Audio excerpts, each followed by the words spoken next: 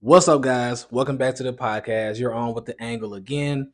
And yes, I know I've been absent. I've been MIA. I've been missing in action. It's all good. Life happens. We are back. And what better way than to come back with another special guest, another guy I met right out of college. I mean, I've been knowing this dude for, I don't know, 5, 6, a good number of years. I mean, this is one of my best friends right here. I'm actually very, very excited about this episode, man. We're gonna be having some laughs, some real good talks for y'all. No script. We just here to talk and chill and chat. I've been away for a long time, so I haven't seen him face to face for a minute. He has his own podcast. I'm gonna let him intro himself pretty soon, man. But I just want to let y'all know this is a very special episode for me, and I'm glad that you guys are here on the Angle Podcast checking us out today. And man, Zane, I'm happy that you're here for us. Go ahead and give a quick little intro, so like who you are, tell people what you got going on. Let's get into this thing. Oh man, thanks, Derek. Yeah, I feel like you should say your name too, Derek Floyd. Derek Floyd. Derek Floyd from The Angle.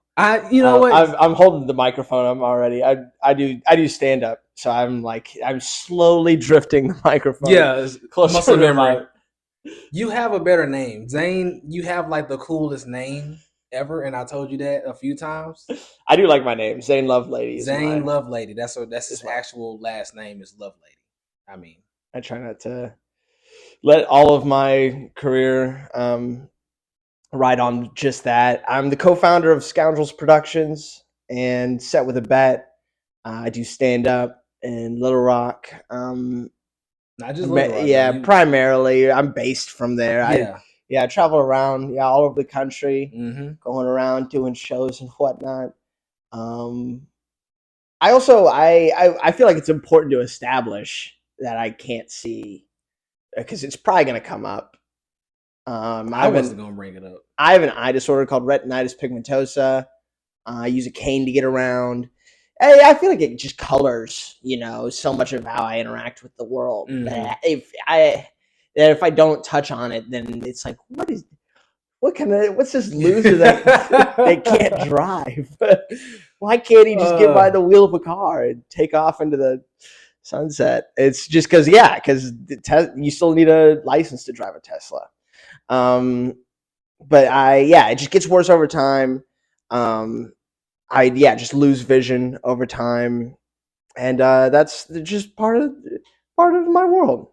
So, well, this is Zane, guys. Like I said, so he is the co-host and co-founder of Set with a Bet and Scoundrels, and his podcast, which is Set with a Bet, is what inspired me to go ahead and get started. I've been wanting to do podcasting for a little while. I just never, to be honest, which I never really pushed myself and drove myself to do. I could have done it or started a little while ago, but I never put the energy into it. Watching him and his partner Bear, I'm a big fan of what they do. I support what they do, and watching them really inspired me to go ahead and kick it off the ground. And here we are. I'm a few episodes in.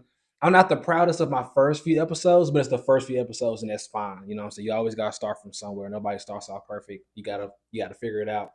And I think that things are getting better. I'm making changes to the podcast and the format, how we're doing things. But that'll never go away. it never goes away. Yeah, no, because where you are now, like I remember being like, God, those first 5 episodes were terrible. Good thing we're 10 episodes in now and we got it figured out. And then a couple weeks later, you're like, oh wow.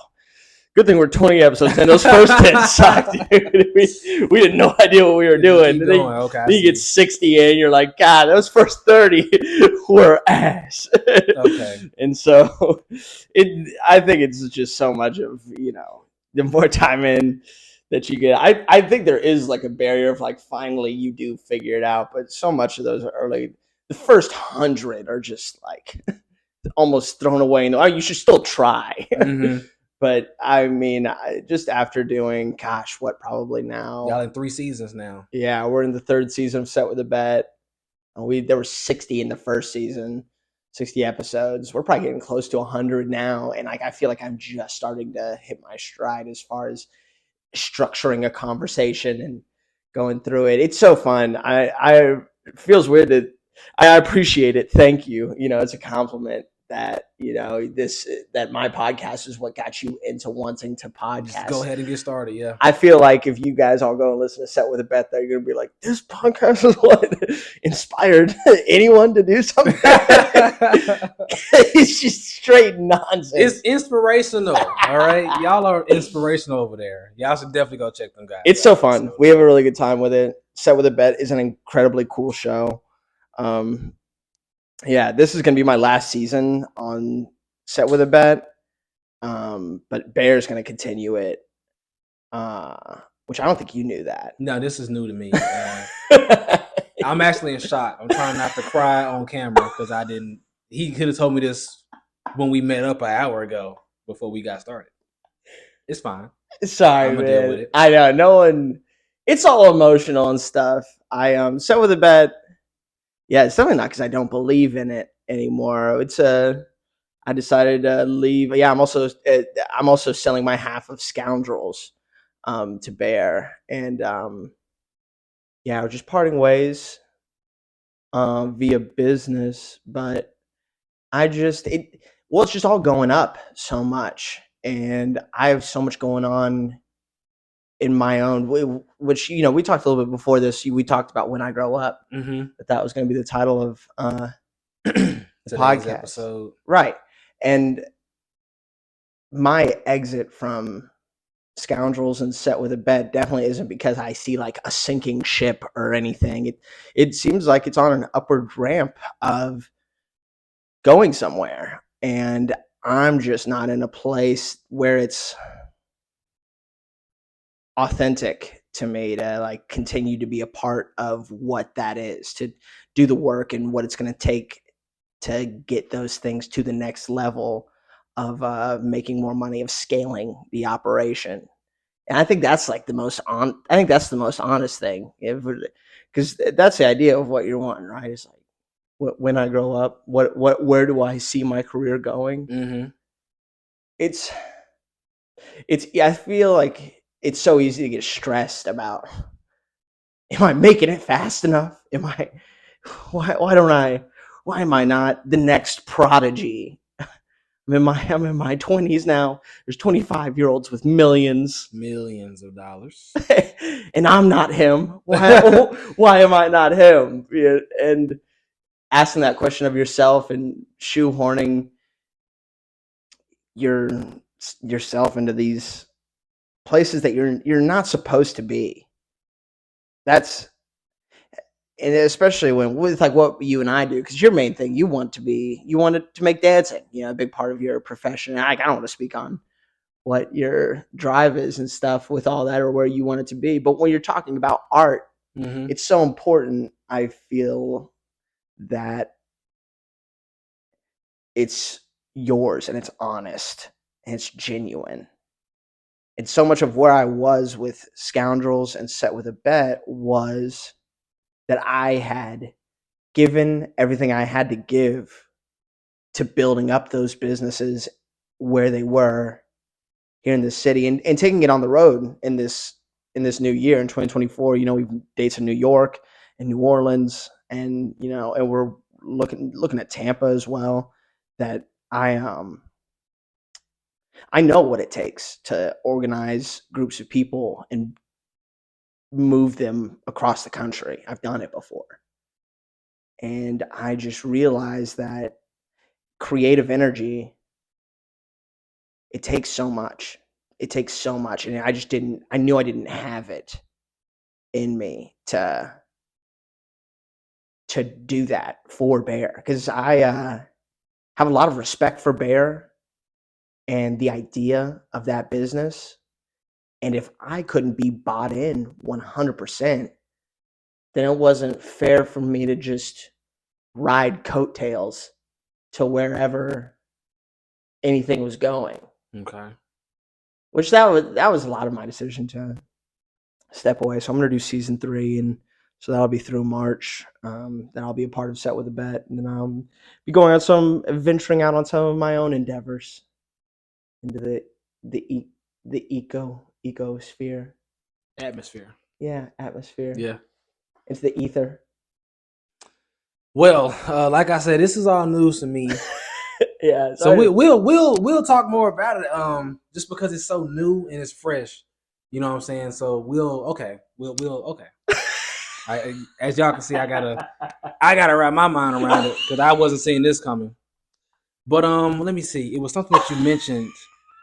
It was something that you mentioned that I did want to talk about that you said, and I can't think of it. I'm sorry. I wasn't even. I wasn't even planning on telling you. Really, it just came up. I see. It was definitely gonna be a little bit of a secret. Okay, but you gotta It's. have I mean, it's those. not a secret. I'm saying it into a microphone. Okay, Yeah, it's not a secret. okay. You can tell anyone. Well, no, not like a secret to the world, like a secret, like more like just something to keep in house just for the time being type thing. Not like Yeah, that's what I we mean. definitely haven't made an announcement on the podcast or anything that I'm leaving, but it is in motion. Is it gonna be like when that day comes, y'all will announce it, or are y'all ever going to announce it, or you just gonna show up like season 4 is just bare? I don't know. We hadn't really talked about it. Hmm. It's it's a lot of, I mean, untangling what we've interwoven over the years because we've had Scoundrels has been an entity for 3 years now, and just filing last taxes and like getting off bank accounts and uh, things like that. It's a process that takes time, and also just like um, what Set with a Bet looks like without me. I think Bear's looking at getting a different co-host. I don't know really though. It's kind of his thing, you know. I don't. Yeah, his decision at this point. Right. So, I had the perfect question. So, okay, yeah, it's not a parting ways of the friendship. It's a parting ways of the business. Ideally.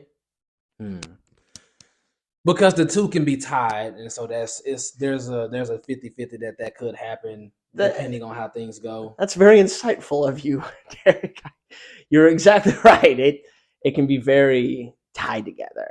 And oh yeah, that's another reason that I wanted to leave also was Bear was my best friend leading up to getting together and doing this show Set with a Bet, which I think is a very cool show where for anyone that doesn't know, where comics come and they compete their challenges essentially, and whoever loses that challenge has to do a punishment during their set, which is it can be a myriad of things. Uh, Pie in the face, eating live crickets, um, putting your hand in a horrible mystery box with human teeth and cow tongue. We've done so much and so many. This all that stuff is nasty. Yeah, it's wild. It gets buck wild and leads to even more so than funny all the time. And of course, that's a big part of it because everyone's stand-ups that's in it.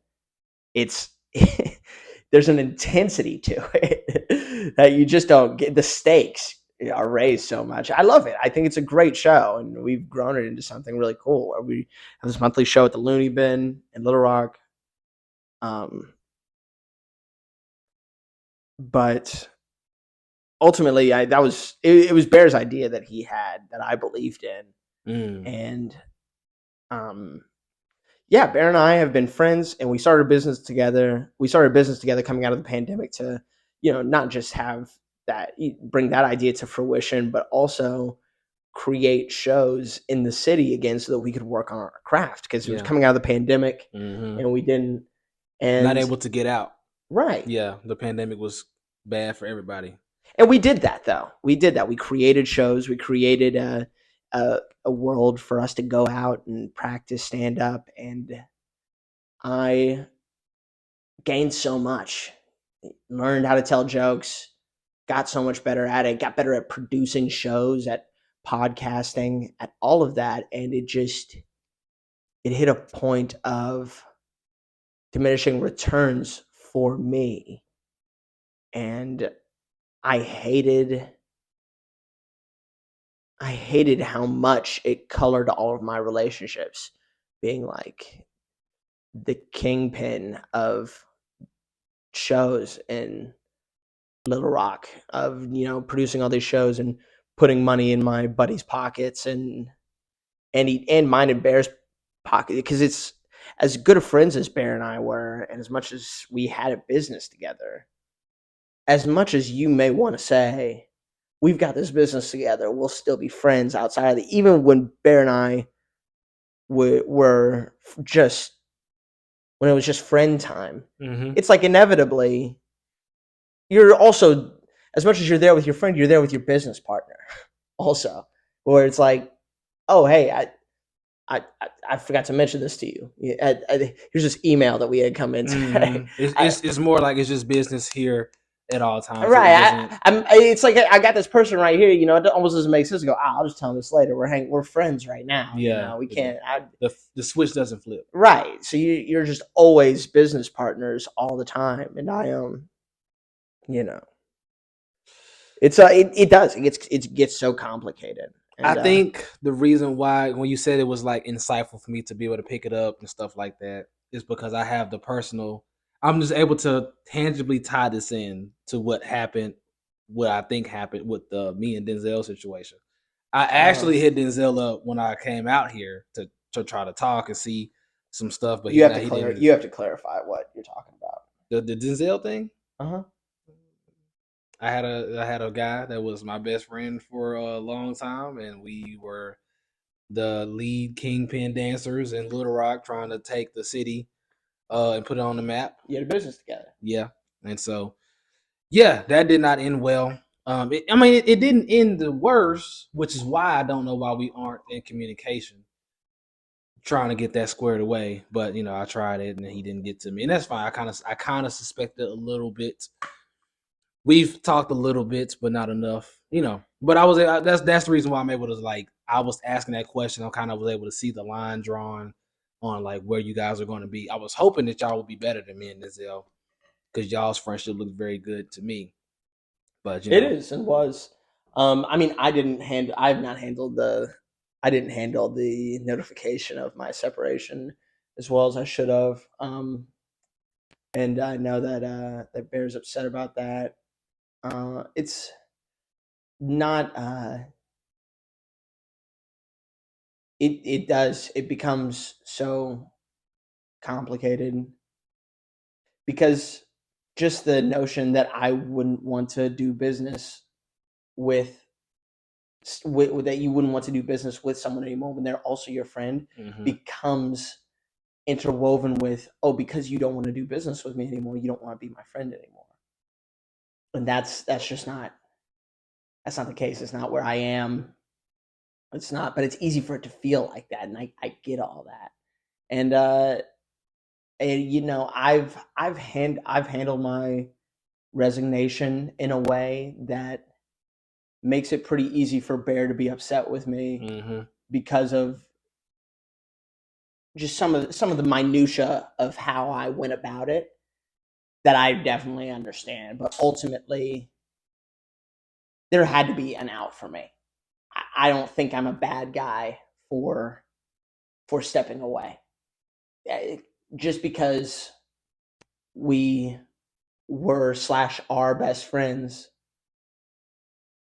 doesn't mean that that this was a lifetime commitment that I signed up for when we started doing this. I believe in that in my heart of hearts. I don't think that I'm hanging Bear out to dry or anything with where it is. I think that he's more than capable of getting someone else and also it flourishing. Like I said, I'm not stepping away from any of this because I think I'm like, oh, I got to get off the ship before it goes into the murky depths of of the ocean. But I see it being on an up ramp in a lot This of ways. is that's why this is so crazy. This has given me a lot of insight on just my own personal situation with Denzel because I feel like it's the same exact thing, just in different genres. So he was the one that separated, but as he separated, I was the one that felt some kind of way about the friendship because if you're not trying to do the business that we both started and agreed upon, you must not want to do the friendship anymore because you're acting and moving funny business wise. So I'm just like, I'm not understanding, I'm not computing what are you doing? Like none of this stuff Right. is making sense to me, dude. Like you it's a new guy right now, and yeah. So now we just kind of been living life on a. I don't even know like what he does, where he is, and stuff like that. But he kind of went MIA on social media. So I don't know exactly what his life is looking like, but I know what it was going to look like, or at least I thought I knew what it was going to look like had we continued what we had going on. In my mind, the game was sold up. We were going to be like these guys, and it switched up when he switched up, or what I felt like he switched up, and on part of how he communicated it, which is what I tell everybody all the time when I talk about this particular situation. I know based off of knowing me for a while, like you've known me for a long time, and he knows me, some other people that know about the situation. Maybe back then I might have come off a certain way. Like if Denzel comes and tells Derek the truth, like he don't want to do it no more, Derek might flip. So he gonna flip either way. I was gonna flip. Yeah, I was gonna probably freak out a little bit, but had the communication been at a standard to where I could respect it more, I would have I would have calmed down a lot sooner. Right. Is what I feel like. I feel like with the 6 years of friendship and the 6 years of business that we put into this city in our craft, I deserve that much respect at least. And I felt like I wasn't given that, and that's why the elongated term of hatred kind of went Mm-hmm. as long as it has. So the situation that you guys have going on, I have a lot of personal with it. So I'm interested to see like where it ends up. Yeah. I hope it Um, ends up in an amicable place. It's definitely not there right now, which is fair. mm, Because I get the way that Denzel, right? It feels you've got this person that you love and care about, that that you have to step away from this business aspect of the way that you interact. You have to get away from it for either of you to flourish and have anything for each other, any type of independent success, or at least that's the way that he perceives it and I mm, perceive it. But part of the reason that I didn't handle it as professionally or mature as I should have is because I knew that it was going to hurt feelings. mm-hmm, And ultimately it compounded the amount of feelings it hurt because of that bitch ass cowardly way that I handled it. Of just letting it come to a head and letting it blow apart just a little bit. I should have handled it differently, but I still know that it was now. It wasn't like the time frame in which I did it shouldn't have been sooner or later. It's just about how I went about yeah, letting it just fizzle, yeah. as opposed to not answering calls, blowing off things. That's not appropriate or how you should handle business professionally, and it's a good way to burn bridges. And I hope that isn't the case for Bear and I. But got to own your actions, and I also don't plan on. I'm not trying to get away from anyone. I'm trying to get away from the responsibility that I was signed up for. Mm-hmm. And you know, I I'm not going anywhere.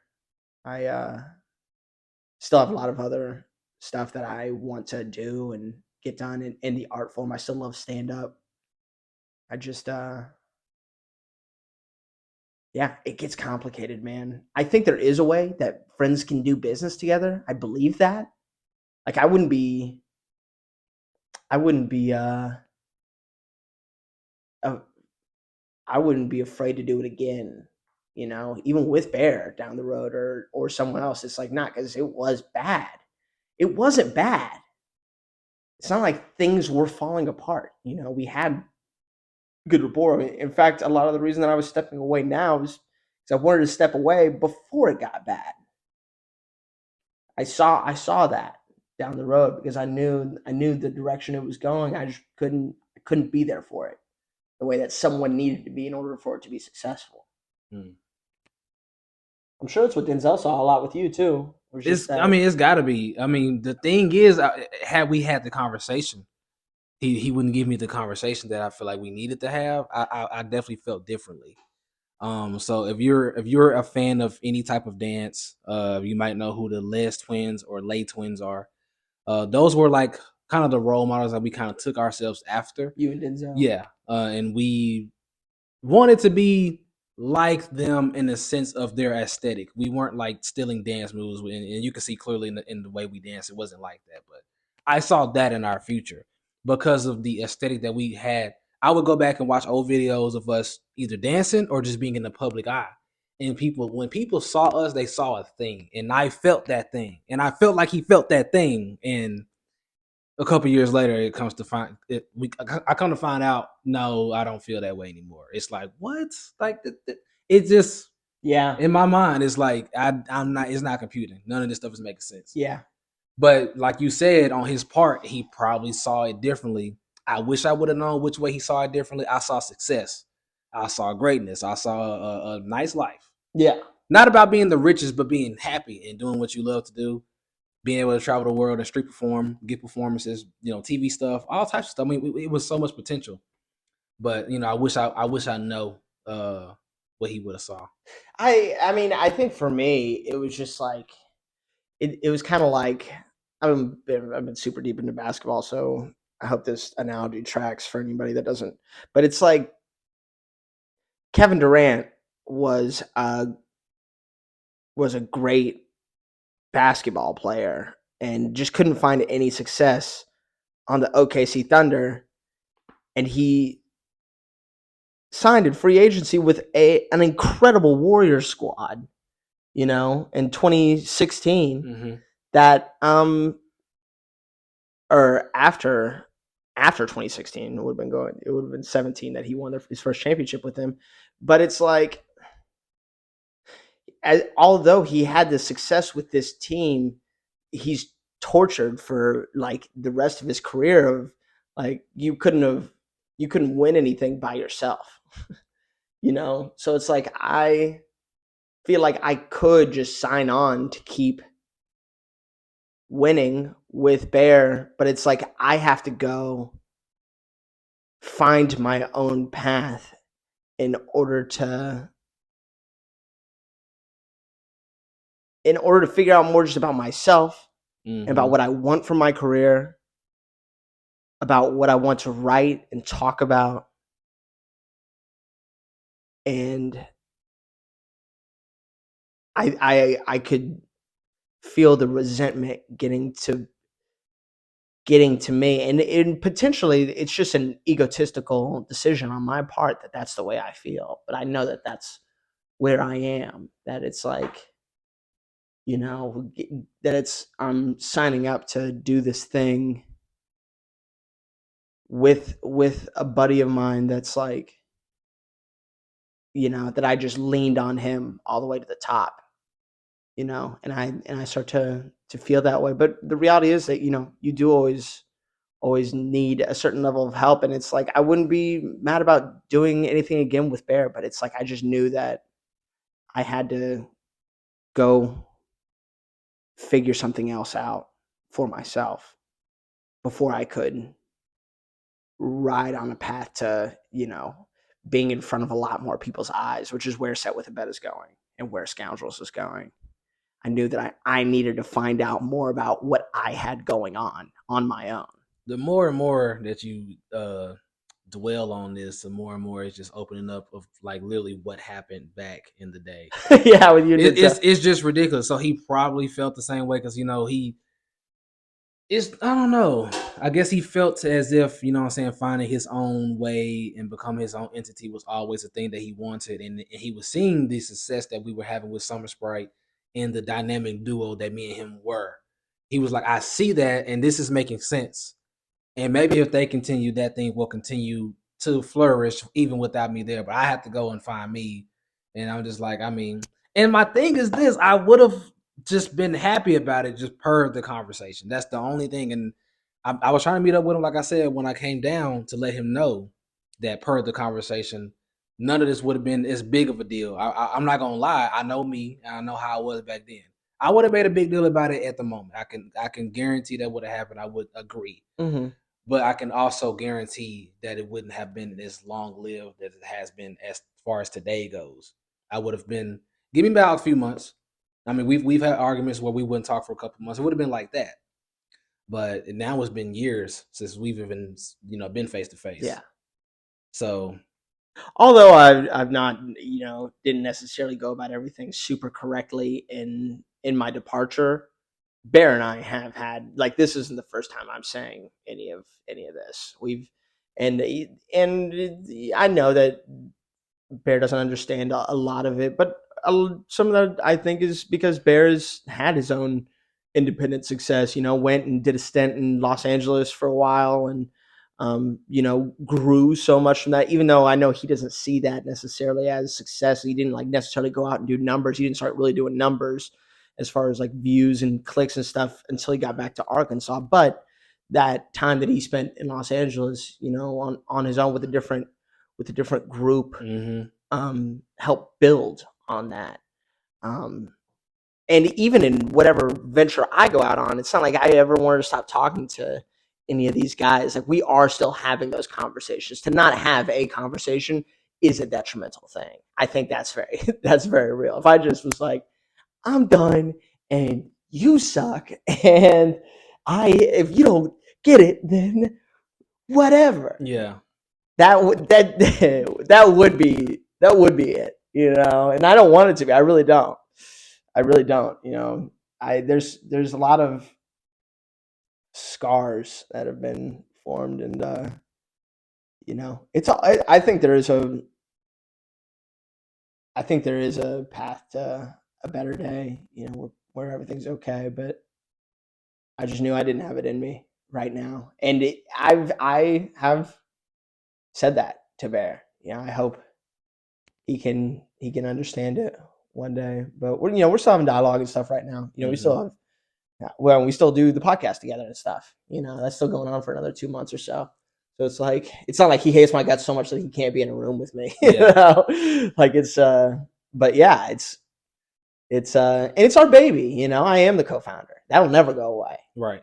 Even if you did Summer Sprite again without Denzel, it's like he would still be the co-founder. Mm-hmm. Like, that doesn't ever change. And I'm so proud. I'm so proud of Scoundrels and Set with a Bet and my contribution to it over the years. And I would hate to like stay with any of it for that to change or be a negative thing for me, because it's like it's too cool of a thing for me to hang on until I'm like, fuck on, I hate all of you. I couldn't do it. So I just, and yeah, so I don't know. We talked a little bit. I feel like this got a little bit away from when I grow up. I've been thinking in the back of my mind, I'm going to tie this in perfectly with the title. It's all good. Okay. But but I think when I grow up is a good, because I often don't know. I think it's important to set goals and stuff, and I do have certain goals that I want in my comedy career. But ultimately, I want to be honest. I want to be honest with myself and the people that I'm professionally related to, mm-hmm. about what I want, about where I am, about what I'm pursuing. That always seems to be the most successful people that I really enjoy watching the most, is people that are like, I'm doing this because like this is where my creative pen lies on the paper. This is where it goes. This is I'm following just where the scribble takes me, and that's important to me. I don't want to be just stuck in a place that's like, this is the most successful path. This is the rocket that's going the fastest. And I'm gonna clutch onto. I think that leads to bitterness. Well, that's like I'm saying. I'm gonna be able to tie this all together with the title. When I grow up, things change, because the whole conversation changed when you started to bring up the dreadful news that you gave me at the beginning of the episode. It's not dreadful news. Well, for me, I know for you guys, what I'm saying, you guys are working it out, but for me, coming from the number one fan type thing, but yeah, so I think that's a good tie-in. When I grow up, things change, because things do change, as you grow up, you know what I'm saying, you might have plans, and sometimes your plans do stay on track. They just kind of they venture off into a way that it kind of, you know what I'm saying, it does that. So that's kind of what we have to figure out in life and understand that life is a journey and not a race type thing. Yeah. So I think it's a good tie-in. And it's just people are just supposed to be in your life for as long as they're in your life. Things are supposed to, and the show will lose a certain. I mean, yeah, no one's gonna bring what I brought to Set with a Bet. It just will not. But there's certain aspects of what I cannot bring to Set with a Bet that another co-host will be able to. That I think is gonna be a great thing for Set with a Bet. Like Mm-hmm. just being a blind kid. A lot of season one was Bear and I competing against each other in challenges, and people hated when Bear would beat me because I'm the disabled kid. And so he was this this big old mean bear And he's not who, mean at all. who's right, who's beating up on this poor helpless little. And I didn't like that people saw it that way. Bear hated that people saw it that way, and I Bear having someone that he can actually compete against and have it not be so lopsided Yeah, or okay. I think that's gonna be a great thing for the show. it's gonna be a different feel. Yes. Like, and and Bear, and let me say this. I never got the sense that Bear was like, God, Zane's holding back the show because Yeah. like if Bear would have worked around it until the end of time that Mm-hmm. that I couldn't compete against him one for one on any given challenge. He would have done that. But it was definitely something that I was insecure about, on my end that I hated. I hated that people saw it Yeah, that people way. see it that Because way. I was like, I'll take every loss on the chin. I don't care, dude. I'll keep coming. Mm-hmm. But that was never the perception, and you can't control that. But it just it ruined the fun of that competition between Bear and I and stuff. And I hated that. I hated that aspect of the show. I And know so because I know you were telling me at some point, maybe last year that you tell your comic friends and your real life friends that when it comes to your disability, you know what I'm saying, don't hold back because it helps me progress in life and stuff like that. And so hearing the back end of people like, oh, I don't like the way Zane is being treated, is like, well, I'm asking for that and you guys aren't giving me what I deserve is to be treated regular, or at least make me feel like I'm being treated regular, which because you're regular either yeah. way it goes. Well, it's some of why and I've had to dial it back quite a bit. And will deal with people with a little bit of an edge, is because I often feel like people are handling me with kid gloves, and I despise that. Like any amount of success or I've been able to have has been because people have been critical and honest with me about the way that I'm coming across, or the way that or giving me the opportunity to just fall down and suck and be terrible a whole lot to be able to get to where I'm at now. Which I guess a lot of people wouldn't vie for my station in life, but Mm-hmm. I stand by it. I'm grateful for it. I know intrinsically what skills I've I've put together over the years, even though it hasn't manifested into tons of money or fame or whatever that is for people. Those markers. I I just didn't. Right. I felt like the amount that I had built up the show and what it was I'd given what I could give, and it was just time to go a different way. Okay.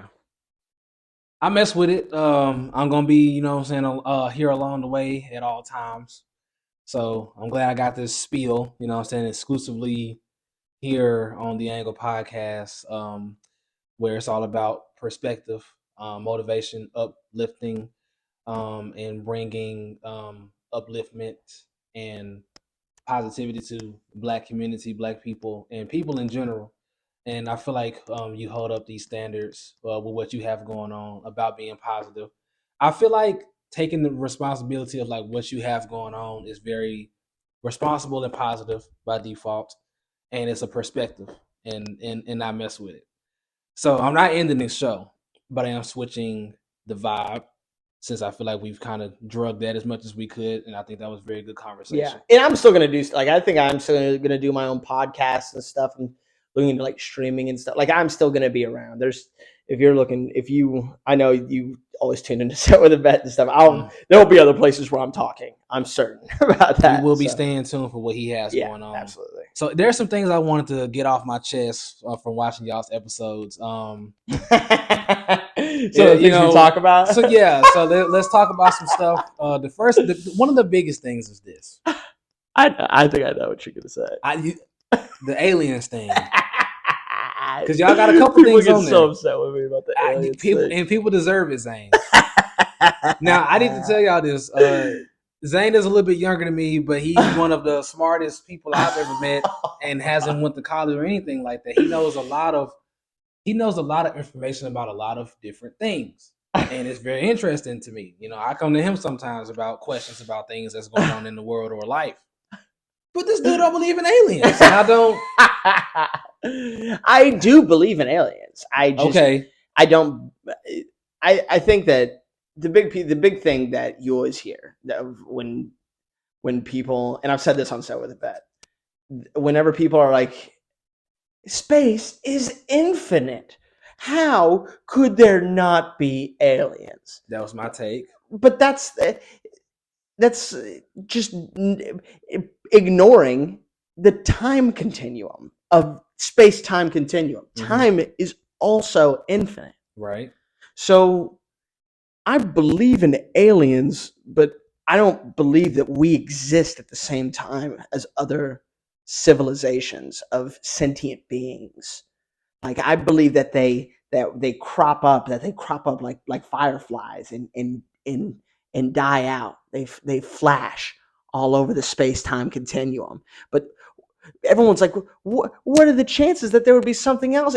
You're thinking so finite about your existence in the span of time, which is really so small that we really have, and how long time has gone on. Because just Earth, space existed so long before Earth was even here. So, like, the idea that we exist at the same time as another race of beings, okay, that seems arrogant to me. I think this is actually a really good perspective. I definitely would never have thought about it this way, because I was thinking about it on the level of space is infinite. Right. There are other planets. Life exists because of water, and they have other planets with water on it. So therefore, there has to be another form of life on some other planets. But you're going on from a perspective of space-time continuum and time being emphasized. That makes sense. I gotta, okay. I can give it to you. I'm still gonna go with aliens are out there. Just because, you know what I'm saying? Okay, and I'll even concede to that. Aliens are out there. Okay, cool. We've never interacted with them. We probably never interacted with them. The things things that we've seen have been military craft. They're technology that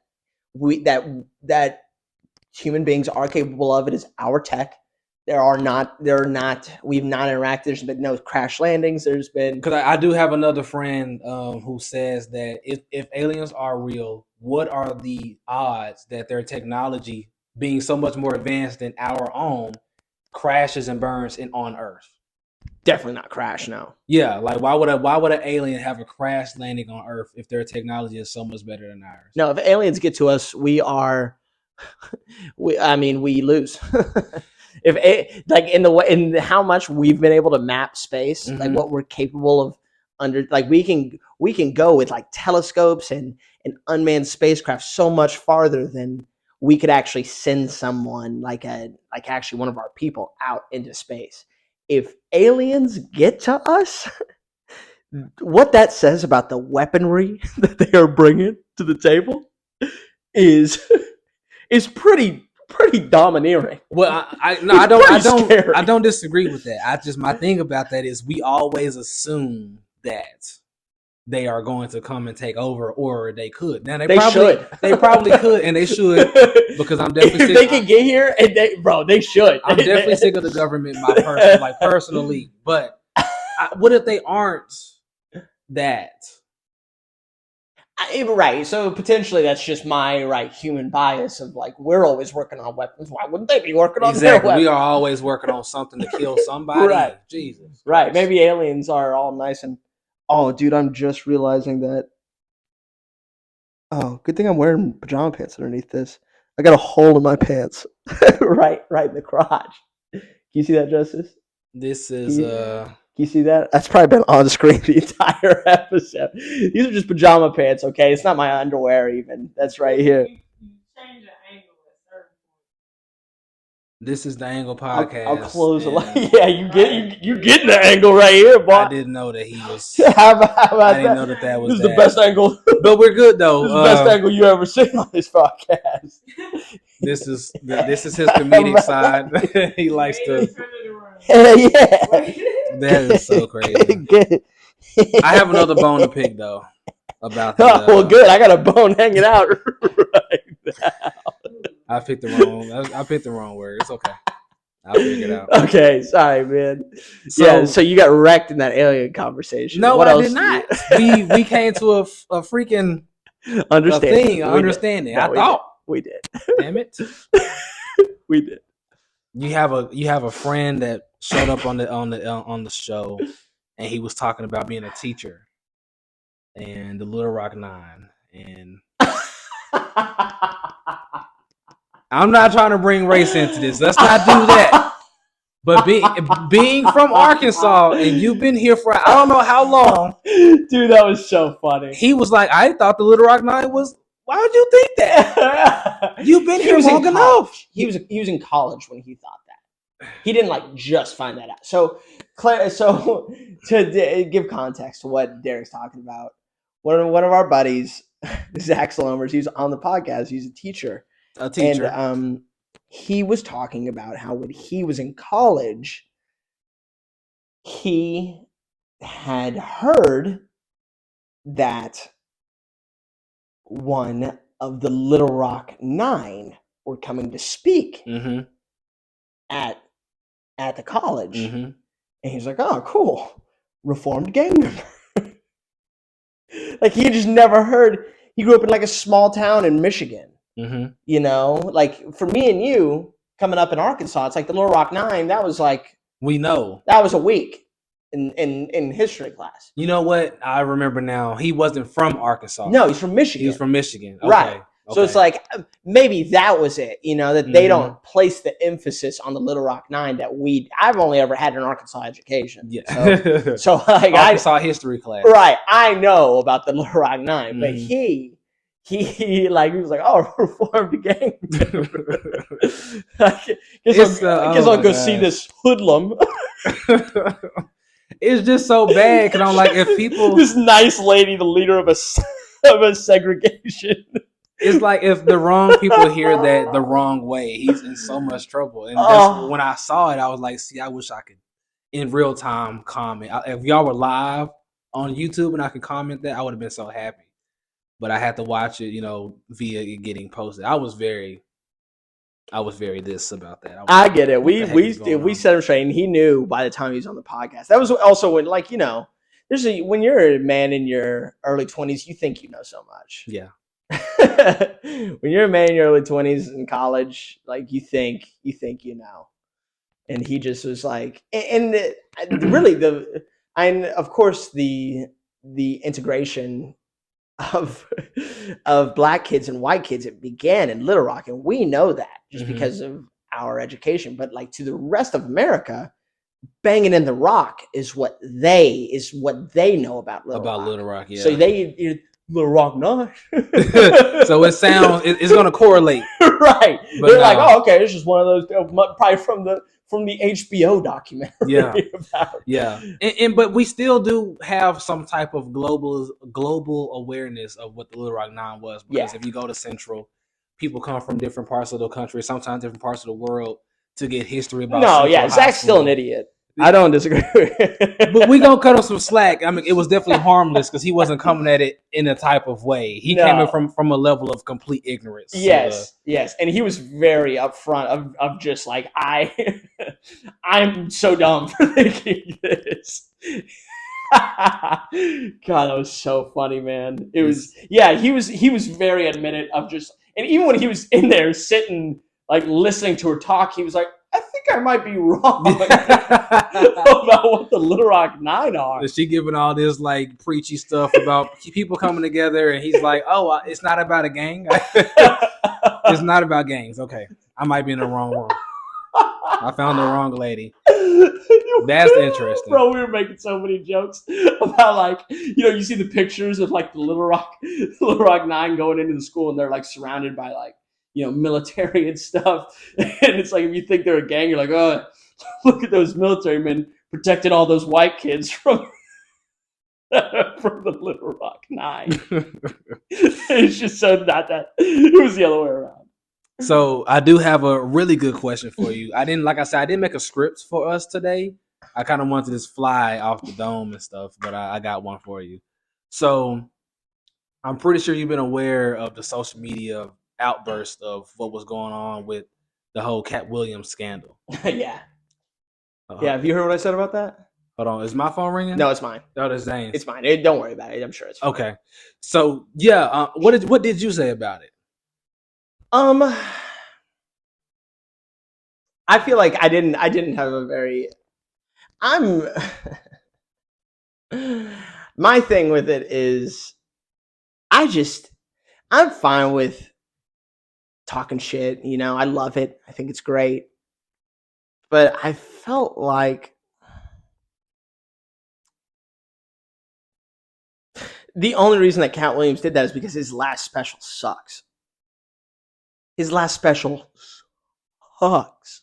It's so bad. It's so bad. I don't know anyone that can like put on his Netflix special and be like, "Wow, this is original and funny." I mean, Cat Williams, just listening to him talk is always going to be kind of like, "Ha ha." He's got a great his delivery and timing is. The Green Suit special, Pimp Chronicles, some of the best specials. They're up there, top 20. For sure. Some of those, a couple of those both might be in the top 20 comedy specials of all time. I would not take that away. Cat Williams, an important, but everybody gets washed up, whether you're a pro athlete or a comedian and I think Cat Williams is washed. And I mean, he could still come back, and I could be wrong, but it just comes off as like desperate, him going on Shannon Sharp and being like, blah, blah, blah, Kevin Hart, Joe Rogan doesn't want to have me. Joe Rogan would have Cat Williams on in a heartbeat. He's just going like he's making waves. I get what he's doing, and I'm not necessarily mad at him for it. But it's like everyone's like, Cat Williams is the best. Oh, look at him go from the top rope, Cat Williams. And it's just not that. He's in a hole and trying to claw his way out of it. That's the way that came off to me. It's like he's doing everything he can to like remain relevant. That was my take on it. That's an interesting take. We have a deep Cat Williams fan in the audience, so some feelings might have been hurt today. But the thing is, what I was going to ask you about it was, sorry, Cat Williams. I'm not that sorry. You ain't offended me, okay? I don't know him. Cat Williams, right? When he was going on a Shannon Sharp show and the other podcast that he also did to give more information, he was particularly speaking on like the black side of comedy. And I wasn't sure, like, what I'm saying? I know that you do this for a living. So I was like, does Zane dive into that? Because me coming up, I'm thinking comedy, I'm thinking some black guy. I'm thinking Kevin Hart, I'm thinking Dave Chappelle, I'm thinking Eddie Murphy. These are the guys that come to my mind. I know that you are way more widespread. And a lot of it was like, Illuminati talk and stuff like that, industry talk. Do you feel like there's a reason why it wasn't a lot of white comics that he was on about, giving this spiel? No, I think no, and he did speak on like Joe Rogan, and yeah, I mean, I think that there's something to be said that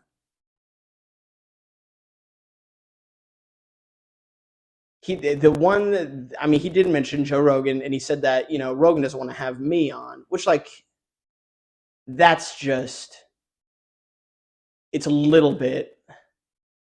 I mean, yeah, he's just being dramatic. It's just not true. He knows it's not true. That Joe Rogan wouldn't want to have Cat Williams on his podcast, and I'm sure they're going to make it happen. After that. After that, which is probably the plan. Yeah. Yeah, and Rogan said as much. He's like, I'd have him on in a heart. But Rogan always speaks highly of Cat Williams on his podcast. Anytime I've ever heard him, which I don't listen to Joe Rogan every episode. But and the other thing that Cat said is that Rogan likes to push 6 comics that have never been funny, which I imagine I've got a few guesses on who he means there. Which, like, a couple of them, like, I don't disagree with. But I think some of it's, like, to your point, it's like I have a pretty eclectic taste in stand-up. Like, there's white comics that you know of and have heard of. Yes, absolutely. But it's like, and there's black comics that I know of and have heard of. But, like, I maybe didn't necessarily grow up on that. Like the comics I think of when I think of first from my childhood are like Brian Regan and Jim Gaffigan, who are the most Wonder Bread comics that exist, and like I think that's the way Cat Williams is talking about it, in the side of the industry that he's in, in the black community. Cat Williams is GOAT to a lot of people, which I get. He's got 12 comedy specials. Like that's a pretty prolific output. Some of them are by no matter who you talk to are pretty widely considered, some of the best ever. But I don't have a problem that he didn't talk about more white comics, and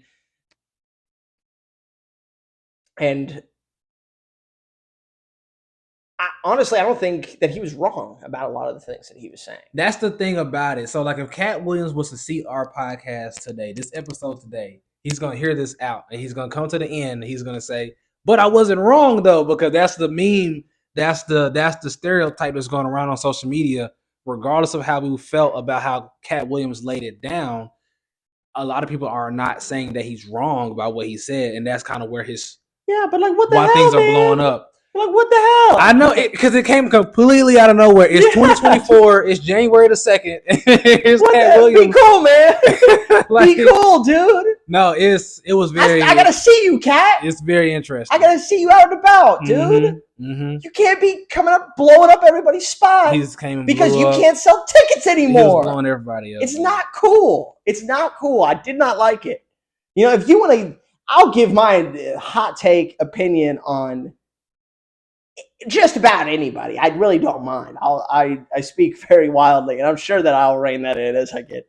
But it's like some of it was like, I don't know. Maybe it's just the reason I have a problem with it is because it's some of the same thing that I do. But it's like some of the stuff he was saying about the Illuminati, like just blowing up people's spot. Kevin Hart didn't deserve some of what, and then him. What's Cat Williams' problem with Kevin Hart, dude? They have a long history of disliking each other. And I actually hate it because I think they would be great together in a movie.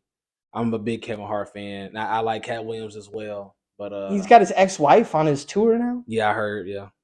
It's like, what? Yeah. Boy, I hope she bombs. I mean, so you said we can talk negatively about anybody, and let's get on to Matt Rife. I do like Matt Rife. No, we can end it with that. That was gonna be like I thought you were gonna laugh a little harder. I do like Matt Rife. I do. I like Matt Rife because it's so uncool to not like Matt Rife. Okay. So you don't like Matt Rife, but you like the fact that it's okay. You know what I mean? It's like you can't be out here hating on Matt Rife. He's been getting a lot of flag. And I know. Well, he's killing it. He's king of the hill right now. It's easy to throw rocks at the dude at the top right now, but it's like another pretty white boy comic. It's like I can't be like Matt Rife sucks. they got some memes and animations out on him that's pretty interesting. He's funny, dude. I thought he was funny when I first heard about him. And I enjoyed it for a little while. Have you seen his most recent special? No. It's good. It's pretty good. It's good. It's better than Cat Williams. Actually, okay. He just gave another shot to justice. Okay.